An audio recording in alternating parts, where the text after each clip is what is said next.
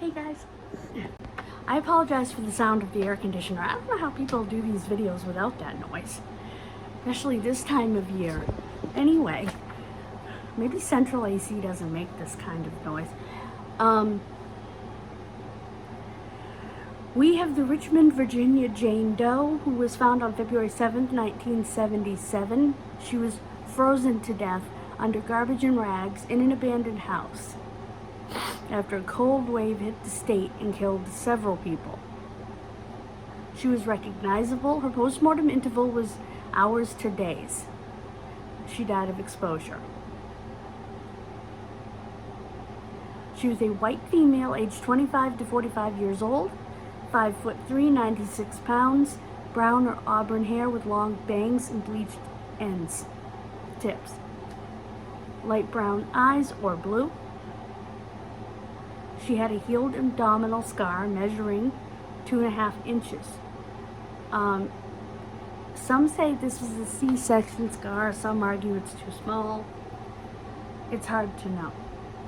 Multiple old scars outside lower left arm near the elbow, possibly the result of previous sutures, which are stitches. That's just the medical name for stitches. Scar on the back of the right hand near the thumb, measuring 1/2 inch. Flat, poorly pigmented scar at the hairline.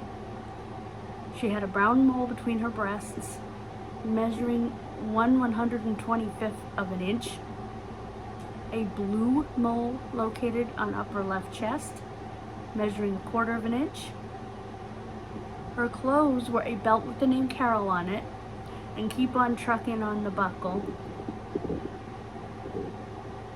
A brown sweater with a tan blouse, tan jeans, pantyhose, bra, underpants, western boots, and there were other clothes found near her body. You know, a brown hat, yellow, blue, and red and white scarf, a white jacket sweater found near the body, a purple pullover found near the body, blue Levi jeans found near the body, blue Fair Lady t-shirt found near the body, denim hot pants found near the body, black poplin jacket found near the body. Again, this was an abandoned house, so those could have been clothes that were already there. White sneakers found near the body. A tan blouse, again, found near the body. A blue and yellow short sleeve pullover shirt found near the body. Again, those may have nothing to do with her.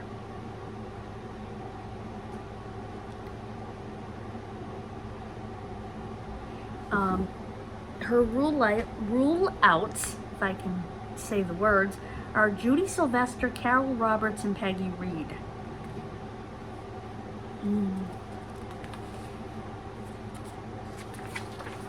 Okay.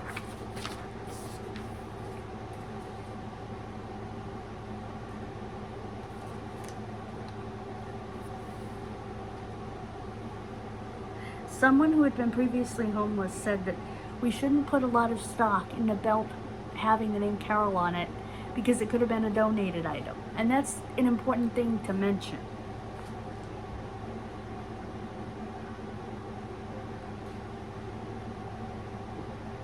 Now, Richmond is the capital city of the Commonwealth of Virginia. And the building that she was found was not far from the state capitol itself, so it was in the center of town. It would be easy to get lost and be unknown in a city like Richmond with a population of 239,707. That's a big city, at least to me. I know it's a relatively small capital city, but to me, 239,707 is a big city. Unfortunately, about 1/4 of the residents live below the poverty line.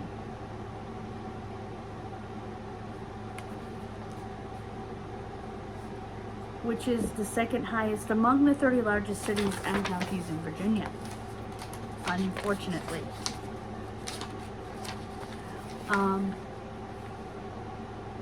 It also has, Richmond as of 2016 also has the second highest rate of eviction filings and judgments of any American city with a population of 100,000 or more, in states where that data was available.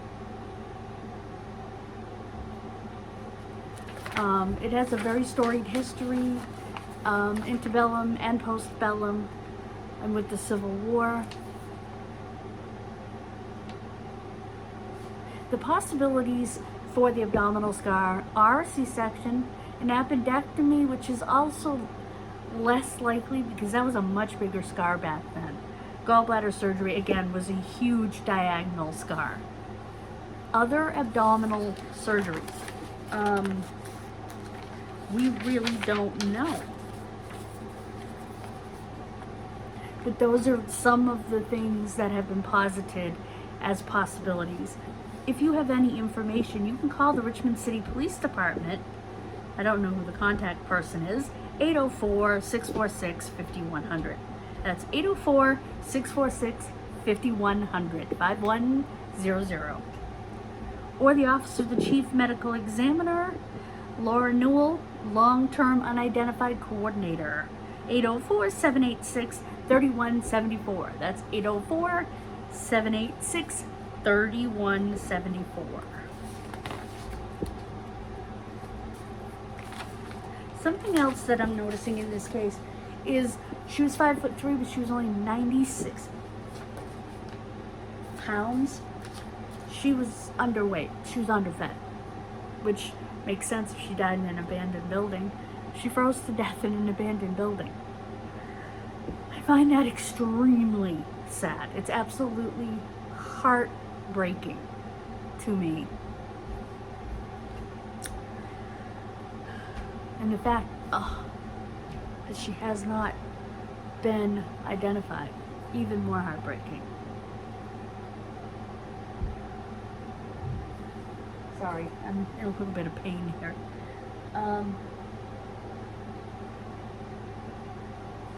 So yeah, it's, like I said, it's heartbreaking. It's very, very sad.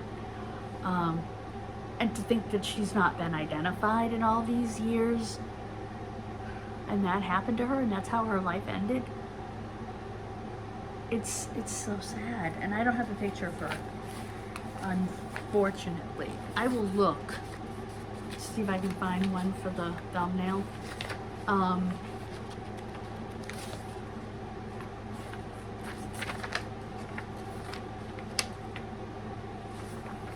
So yeah, I actually talked to ChatGPT about the scar, and that's where we came up with those ideas. But again, like gallbladder, much less likely during that time period because it was a huge diagonal scar.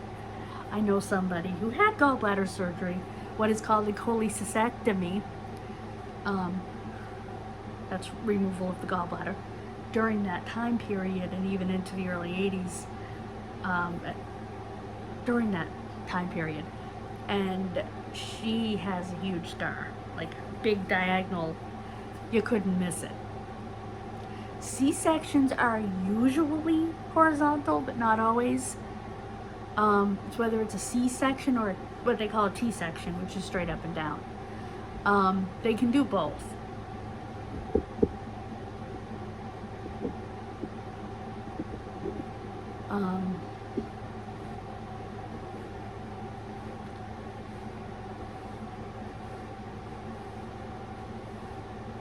I just read a story actually about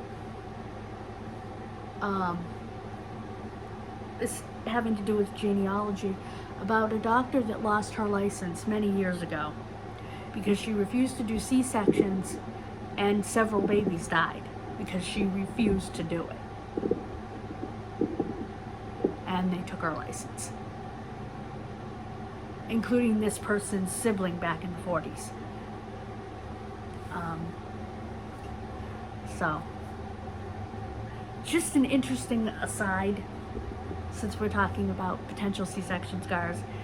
So yeah, apparently that doctor lost her license for refusing needed C-sections back then. I didn't know that was a thing. Like I said, has nothing, it has no bearing on the case except that that might be a C-section scar. Or it could be a T-section scar. Like I said, they would do it as, you know, straight up and down, call it a T-section.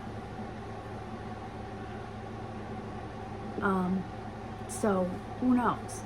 Doesn't seem big enough, according to ChatGPT, to be a C-section or T-section. Appendectomy, too big. So it has to be some other abdominal surgery. Maybe they took out a stone, a gallstone, or a stone in the urinary tract. So that's why it's smaller. They didn't, you know, do a full cholecystectomy. They just did the stone. I wonder about that. Let me know your experiences. Let me know what you think. Again, this woman was undernourished. She was 5'3" and only 96 pounds.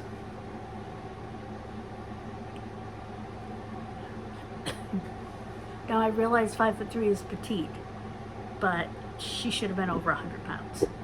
She should have been like 110, 115 pounds, at least, I would think. 96 pounds is too skinny. It's just a very, very sad case to me, and I wanted to bring it to you because it's so sad. And I'm going to try to find a picture. Again, it's February 7th, 1977. They had had a severe cold snap in Richmond. Now that's Southern Virginia, so usually they have mild winters. I mean, they do have winter and it does get cold, but usually it's fairly mild. Northern Virginia, around the DC area, Alexandria, that area, gets darn cold. They're like New England. It can be, you know, 20 degrees with a 10 below wind chill one day, and the next day it can be 50. They have that weird fluctuation like we do here in New England. So, I only know that because of Amber and Jeebus.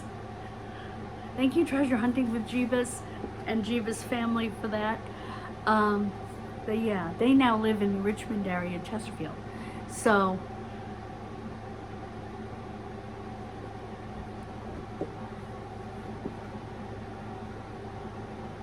yeah.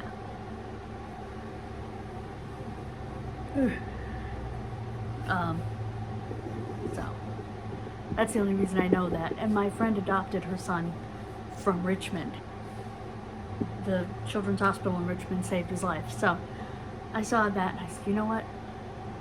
There's lots of reasons I have to do this case. How sad it is, you know, that I know about Richmond a little bit.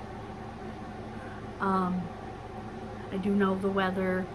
Do I know the exact area? No. But I know it's near the capital, which means it's kind of central. I think it was a big apartment building. So yeah. She was probably trying to keep warm, all buried under all that stuff. And it failed. And it's so, so sad. So guys, look at the thumbnail. I'm going to try to share the picture on our Instagram and our Facebook page because I really want this woman identified. It's so not fair to her, the way she perished, but also that her family doesn't know that she was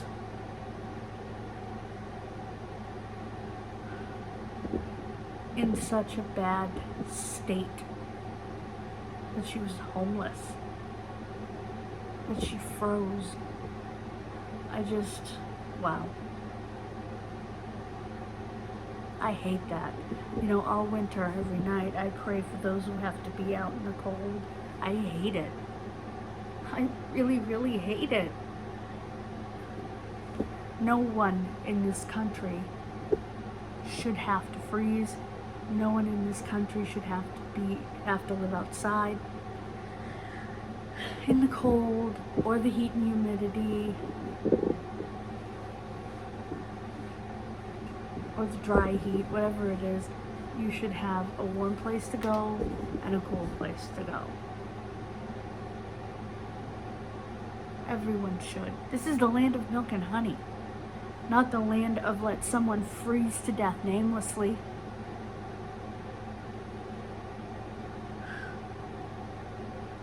That's what gets me, is we're called the land of milk and honey, but people freeze to death nameless. And it's not right at all. And I can't prevent it as much as I would like to, but I can help give her name back and give her a resting place with her family. And so can you. Thank you so much for joining me. God bless you.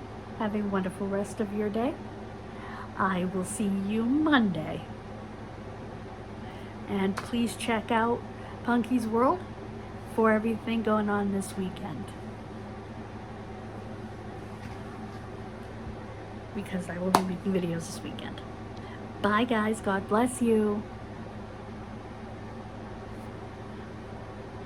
Thank you so much.